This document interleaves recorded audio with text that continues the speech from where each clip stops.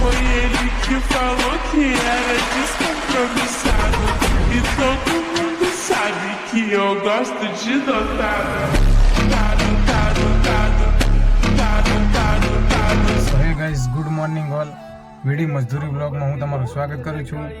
અને આજનો આપણો બ્લોગ આપણી ગાડીમાંથી ચાલુ થાય છે બરાબર. સવારના કંઈક 7:30 વાગે છે અને તમારો ભાઈ તમે જોઈ શકો છો કે ફ્રેશ થઈ ગયો છે બરાબર, અને ગાડીમાં આવી ગયો છે. અને હવે ગાડીને ચાલુ આપણે કરીએ બરાબર. આપણી ગાડી ચાલુ થઈ ગઈ છે અને ગાડી ચાલુ થઈ ગઈ પછી આ આપણે બ્લૂટૂથનું પાડી દીધું બરાબર. આ થોડું પંખી ચાલુ કરી ગાડી ગરમ કરીએ અને થોડુંક ગાડી સાફ બાફ કરી દઈએ અને પછી તમને મળીએ. તો ગાઈસ અમે સાઈડ પર પહોંચી ગયા બરાબર. અને આ ફ્લોટર લઈ જવાનું અમારે. આ બધા મજૂર ઉભા છીએ, ચાલુ ત્યાં આવે ખરું. અને હવે ફ્લોટર ચડાવીએ અને પછી તમને મળીએ. A few moments later. So guys, machine joint કરી દીધું છે અને આ લટકી રહ્યા છે બરાબર. અને ફ્લોટર ને લારીઓ બારીઓ બધું અમે ચડાવી દીધું છે ને. હવે ઘેટા બકરા ભરીને અમે જઈએ હેરા કામે બરાબર. હવે આજે આ જ ઘેટા બકરા જુઓ, કાળું ઘેટું તમે જોઈ શકો છો, અમારે વજબાનું કાળું ઘેટું.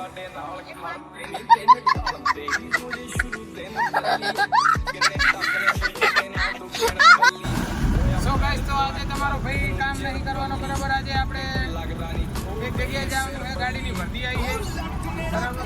ડીસા તો ગાડીની ભરતી આવી છે ડીસા. તો આપણે ડાલામાં કંઈક સામાન છે બરાબર, એ બધો સામાન ભરીને અને પછી જવાના છે ડીસા બરાબર.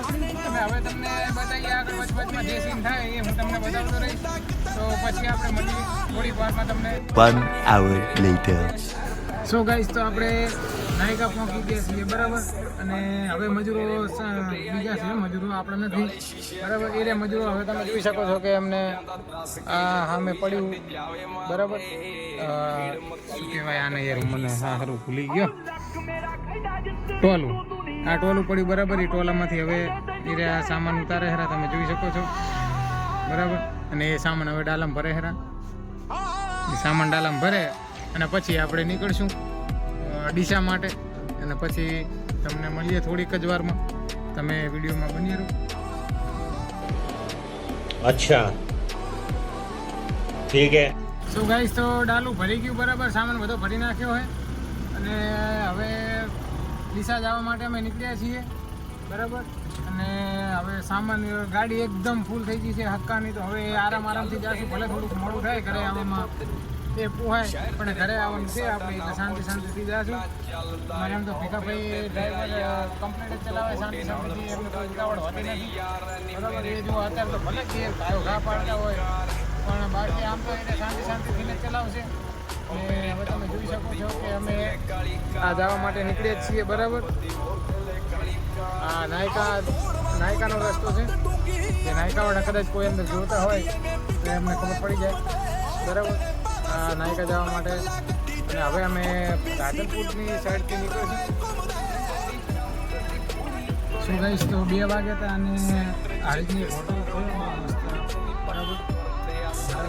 દેશી ધાબુ છે, પણ ખાવાનું એક નંબર બનાવે છે. અને અહીંયા ખાવા રોકાણ હતા અમે બરાબર. હવે ખાઈ લીધું છે અને ડીસાનો પ્રોગ્રામ હતો જવાનો, ડીસાની ભરતી હતી બરાબર. એ ડીસા જવાનું હવે કેન્સલ કર્યું અને હવે જવાનું છે આપણે પાલનપુર. તો હારીજ સાઈડથી આપણે પહેલાં જઈશું પાટણ બરાબર.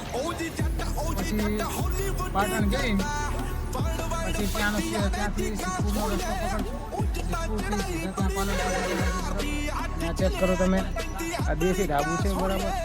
આ હોટેલે અમે ખાવા રોકાણા હતા. ખાવા એક નંબર બનાવજો અને કોઈને આવે હારી તો ખાવા રોકાજો, ખાવા એક નંબર બનાવજો બરાબર. અને હવે આગળ જે સીન થાય, આગળ જે શું થાય છે એ બધું હું તમને પછી આગળ બતાવીશ બરાબર.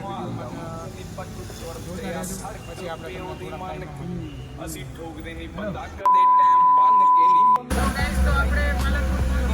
બરાબર. તમે જોઈ શકો છો આ પાલનપુરનો હાઈવે બરાબર.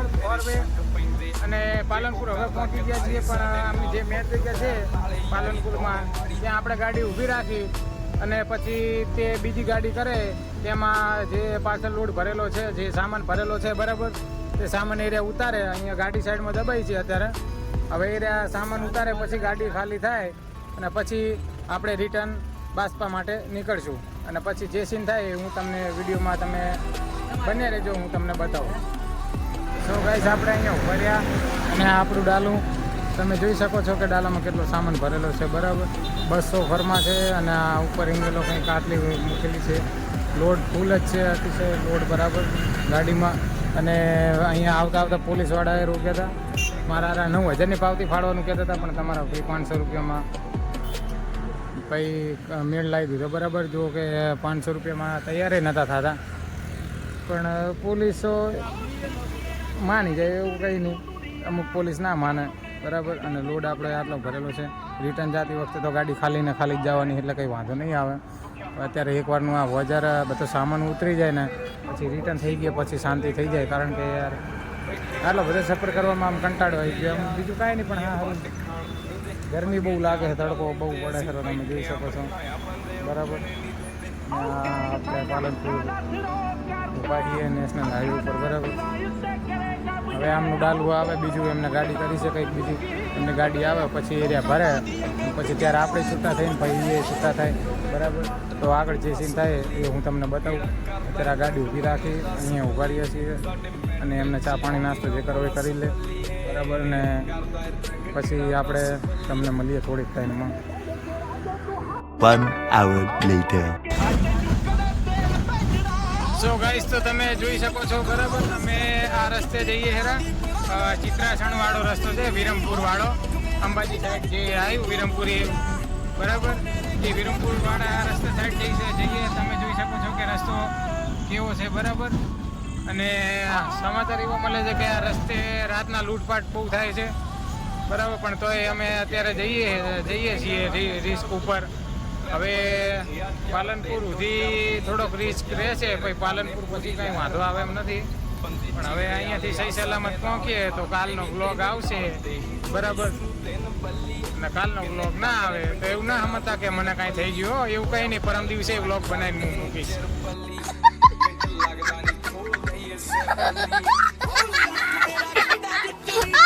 મોડા પહોંચીએ તો એડિટિંગમાં આના થોડું મોડું થઈ જાય, કદાચ એડિટિંગ ના ચેક કરો ગાઈસ. એનું લોકેશન કેવું છે, બે મરી જાય એવું લોકેશન. હા તમે જોઈ શકો છો.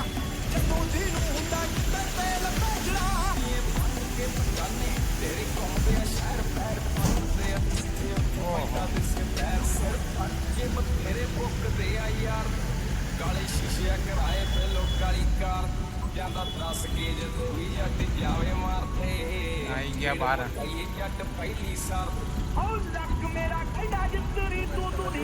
અમારે અહીંયા ભીખાભાઈ ખાવા બેઠા બરાબર. અને અમે ખાવા બેઠા છીએ. રાતના કંઈક 9:45 વાગે છે અને ખાઈને હવે જાશું સીધા આપણે ઘરે બરાબર. થોડોક વરસાદ એ નડી ગયો તો અમારે, તો હવે ખાઈ લઈએ અને પછી તમને મળશું. 1 hour later.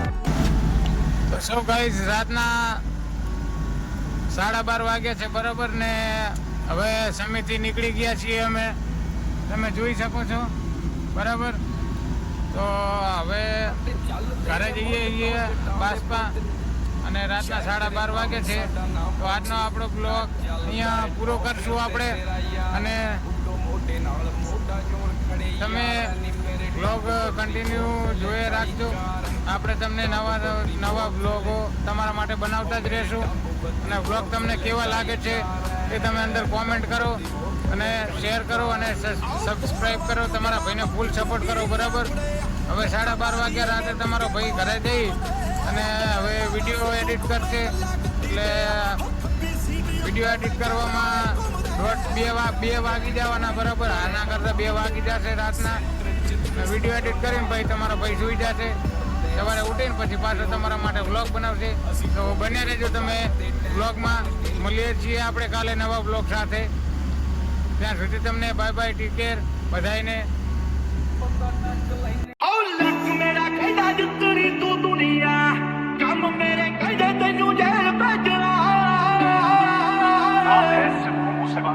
क्या बात